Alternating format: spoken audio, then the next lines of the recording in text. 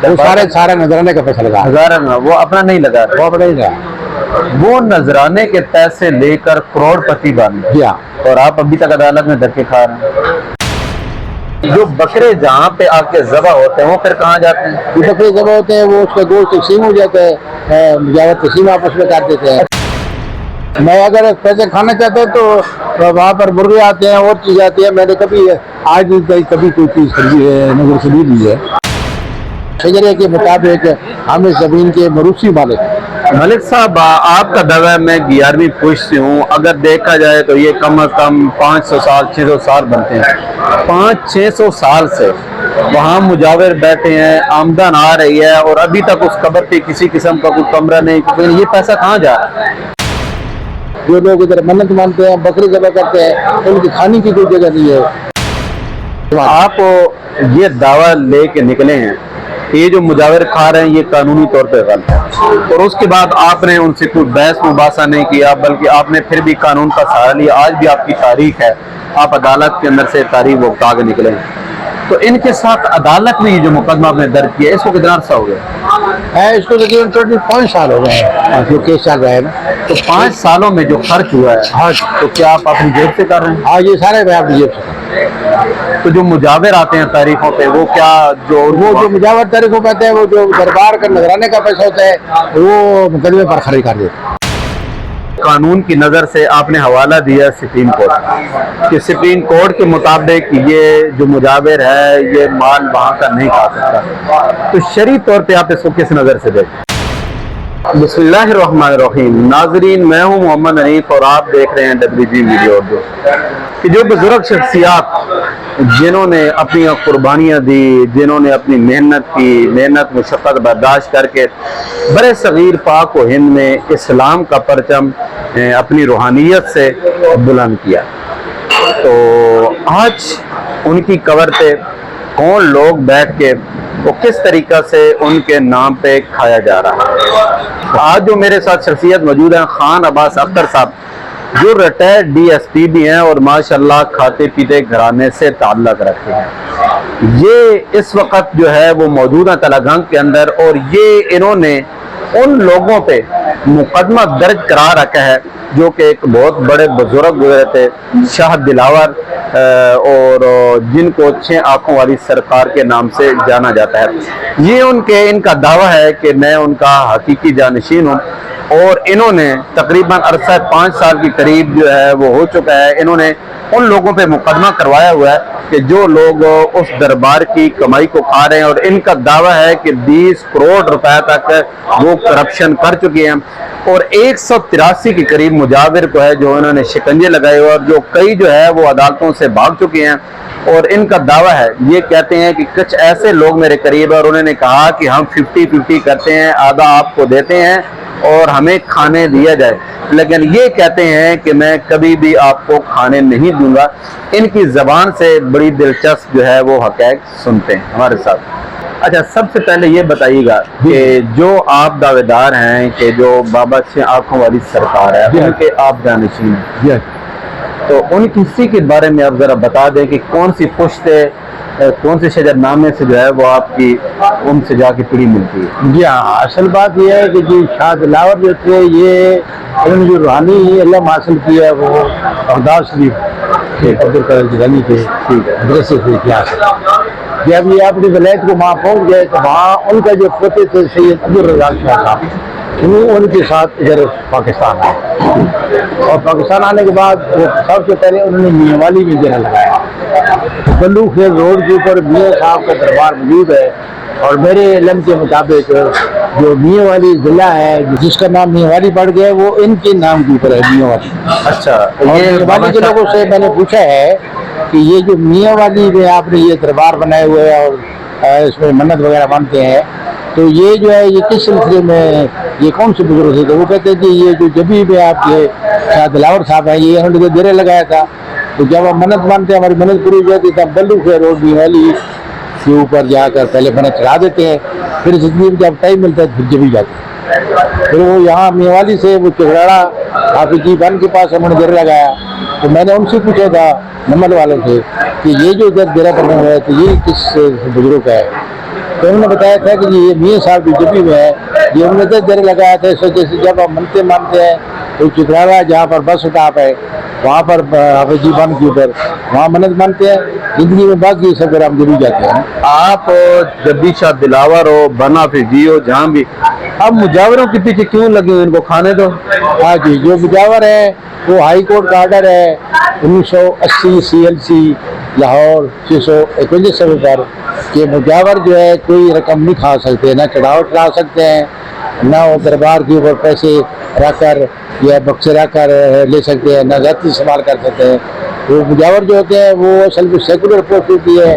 Supreme court کا order ہے کہ جو شاہ دلاور یا جو بھی ولی کامل ہوتا ہے اس کی جو اولاد ہوتی ہے وہ سجادہ نشین کی قریب آتے ہیں اور گدی نشین ہوتے ہیں.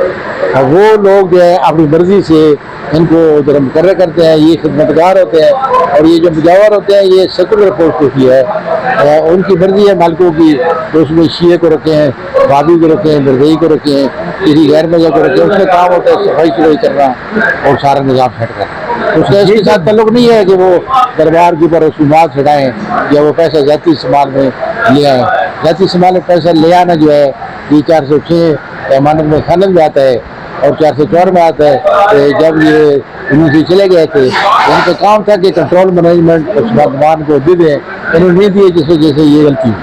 ملک صاحب آپ دعوے دار ہیں کہ یہ جو زمین ہے جس جگہ پہ دربار قبر بنی ہوئی ہے آپ اس سے مالک. جی ہاں, اس میں شجرے کے مطابق جو ہے اس میں بین کی تقریباً 11ویں نسل تھی, 11ویں نسل, اور شجرے کے مطابق ہم اس زمین کے موروثی مالک ہیں. ملک صاحب آپ کا دعویٰ ہے میں 11ویں پوچھ سے ہوں, اگر دیکھا جائے تو یہ کم از کم 500 سال 600 سال بنتے ہیں. 500-600 سال سے وہاں مجاور بیٹھے ہیں, آمدن آ رہی ہے اور ابھی تک اس قبر پہ کسی قسم کا کوئی کمرہ نہیں.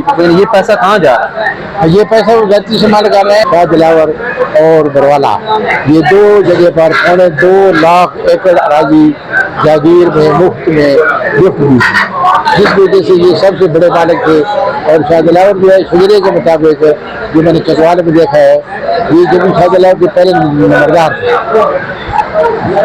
ملک صاحب جو لوگ آپ کے آباء و اجداد کے نام پہ آپ کا دعویٰ ہے کہ ان کے پاس کچھ نہیں تھا, ان کے نام پہ وہ کھا کھا کے کروڑ پتی بن گئے اور آپ بذات خود سرکار میں دھکے کھاتے رہے, DSP بنے, پھر نوکریاں کی, اپنا وہاں سے کمایا, تو آپ یہاں بیٹھ کے آپ کیوں نہیں کھا رہے؟ جو لوگ ادھر منت مانتے ہیں, بکرے ذبح کرتے ہیں, ان کی کھانے کی کوئی جگہ نہیں ہے اور نہ اس کا باتھ روم کسی نے بنایا ہے, نہ کوئی اس میں آرام کرنے کی جگہ ہے کہ کوئی چلہ کشی آدمی کرے. جو بکرے جہاں پہ آپ کے ذبح ہوتے ہیں وہ پھر کہاں جاتے ہیں؟ جو بکرے ذبح ہوتے ہیں وہ اس کا گوشت تقسیم ہو جاتا ہے, مجاور تقسیم آپس میں کر دیتے ہیں. اچھا, مجاور آپس میں وہ گوشت تقسیم کر دیتے ہیں. کتنے مجاور ہیں؟ مجاور ٹوٹل 100 کہتے ہیں, 183 ہیں, جن میں سے میرے سمجھانے پر 175 چھوڑ گئے ہیں.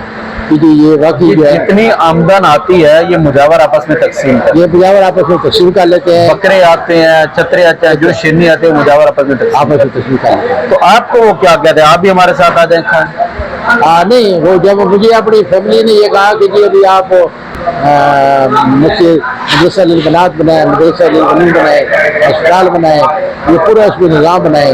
مثلا آپ کی یہ کوشش ہے کہ دربار پہ جو آمدن آئے وہاں مدرسہ بنے, وہاں مسجد بنے, وہاں سکول بنے, اسپتال بنے عوام کی فائدے کی, عوام کے لیے. مگر یہ جو مجاور ہے یہ کیا کہتے ہیں؟ یہ مجاور جو ہے یہ کہتے ہیں کہ یہ ہمیں بنا دیں. اچھا, اس کا تاکہ آمدن ہم کھاتے رہیں. اور ابھی جو باقی اس میں 7-8 رہ گئے ہیں جو اس پر بجٹ ہے کہ ابھی تک چابی ہے ان کے پاس ہے, تو ان کا یہ مطالبہ ہے کہ چلو آدھا ہمیں کھانے دے, آدھا آپ کھائیں. جی جی. تو میں نے کہا کہ یہ تو پھر کوئی فائدہ نہیں ہے. اگر آپ کو یہ دربار بنا کر دے جائے, آمدن آپ نے کھانی ہے, تو عوام کو تو فائدہ نہیں ہوگا, نہ صاحب دربار کی ترقی دریات ترقی رضے کے لیے تو فائدہ ہوگا. پھر کب سے یہ سلسلہ شروع ہوا کہ وہاں پہ آمدن شروع ہوئی, اور آپ کا اختلاف اور مجاوروں سے کب سے شروع ہوا؟ یہ ہمارا اختلاف اور مجاوروں کے ساتھ کوئی بالکل نہیں ہے. جس طرح کہ اچھا حکیم جو ہوتا ہے وہ ہمیشہ مرض کے خلاف ہوتا ہے, مریض کے خلاف نہیں ہوتا. مجاوروں کے ساتھ اب بھی ہمارے بھائی چارہ ہے, ان کی شادیوں میں, ان کے غم میں جاتے ہیں باقاعدہ. یہ صرف ایک اصولی مسئلہ ہے کہ شرعی طور پر اور اس کے علاوہ قانونی طور پر وہ اس کو نہیں کھا سکتے نا, کیونکہ وہ ذاتی استعمال میں پیسے جا رہا ہے, یہ عوام کے مفاد میں جانا چاہیے. آپ یہ دعویٰ لے کے نکلے ہیں یہ جو مجاور کھا رہے ہیں یہ قانونی طور پہ غلط ہے، اور اس کے بعد آپ نے ان سے کوئی بحث مباحثہ نہیں کیا، بلکہ آپ نے پھر بھی قانون کا سہارا لیا۔ آج بھی آپ کی تاریخ ہے، آپ عدالت کے اندر سے تاریخ بھگتا کے نکلے ہیں۔ تو ان کے ساتھ عدالت میں یہ جو مقدمہ آپ نے درج کیا، اس کو کتنا عرصہ ہو گیا؟ اس کو تقریباً 5 سال ہو گئے ہیں جو کیس چل رہا ہے نا۔ تو 5 سالوں میں جو خرچ ہوا ہے، ہاں تو کیا آپ اپنی جیب سے کر رہے ہیں؟ ہاں، یہ سارے میں اپنی جیب سے۔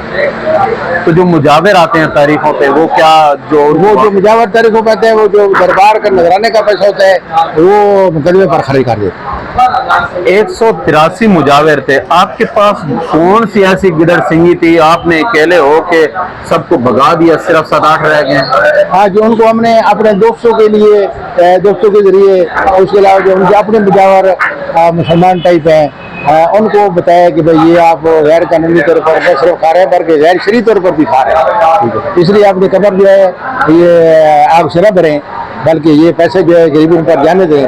اس لیے وہ بات سمجھ گئے ہیں، ویڈیو سمجھ گئے ہیں، وہ سپیکر چھوڑ گئے ہیں، ملک سرکار ہو صاحب، گئے۔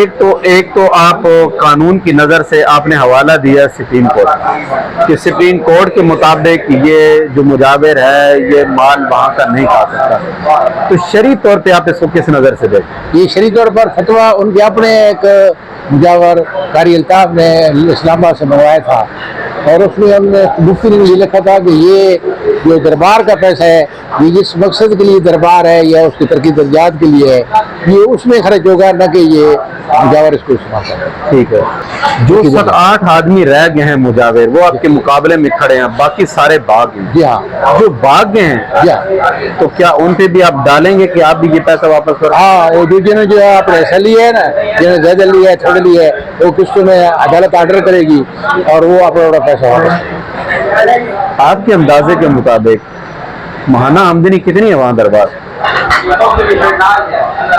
یہ کبھی زیادہ ہوتی ہے، کبھی تھوڑی ہوتی ہے۔ اس کی وجہ یہ ہے کہ جب عرس کے دن ہوتے ہیں تو مارچ اپریل میں لوگ زیادہ آتے ہیں، لیکن باقی سال کی طرح لگاتار لوگ آتے رہتے ہیں، لیکن وہ آمدن کا اندازہ اس لیے میں نے منگوایا تھا جیلم سے، اور وہ جیلم سے آ کر وہ پورا اسسمنٹ کر کے لے گئے ہیں۔ اب یہ کورٹ اس کو منگوا رہی ہے جیلم سے کہ کتنا ایک ہفتے میں آمدن ہوئی تھی، اس کو پھر حساب کر کے وہ سارا ہو۔ ملک صاحب، وہاں پہ 2 خاص پتھر پڑے ہیں جن کی اگر لمبائی دیکھی جائے تو تقریباً 1 فٹ کا ہے اور 1 1.5 فٹ کا ہے، اور ایک کا کہتے ہیں کہ وزن جو ہے وہ 12 کلو ہے اور ایک کا جو ہے وہ 6 کلو ہے، اور لمبائی ان کے اس طرح ہے کہ وہ کہتے ہیں کہ جس عورت کو بچی چاہیے ہوتی ہے وہ لمبے پتھر کو اٹھاتی ہے، اور جس کو بچہ چاہیے ہوتا ہے وہ دوسرے کو۔ یہ ایسا کوئی کنسیپٹ نہیں ہے اسلام میں، بلکہ جو بھی ہوتا ہے، میں خود بھی جب جاتا ہوں ادھر دربار پر، ہمارے جد احمد مثلاً آپ اس نظر سے دیکھتے ہیں کہ یہ چیز غلط ہے جو وہاں پہ ہو رہا ہے؟ نہیں، میں یہ نہیں کہتا کہ میں غلط ہے۔ سب سوال تو یہ اٹھتا ہے نا کہ اگر وہ پتھر ہے وہ مرد بھی اٹھا سکتا تھا، لیکن عورتوں کے لیے وہ مخصوص کیا گیا ہے کہ عورت ہی آئے گی اور وہی اس کو۔ یہ بات آپ کہہ رہے ہیں، یہ میرے علم میں نہیں ہے۔ اگر کسی نے یہ غلط فہمی کی بھی ہے تو وہ یہ غلط فہمی اس کو سمجھے۔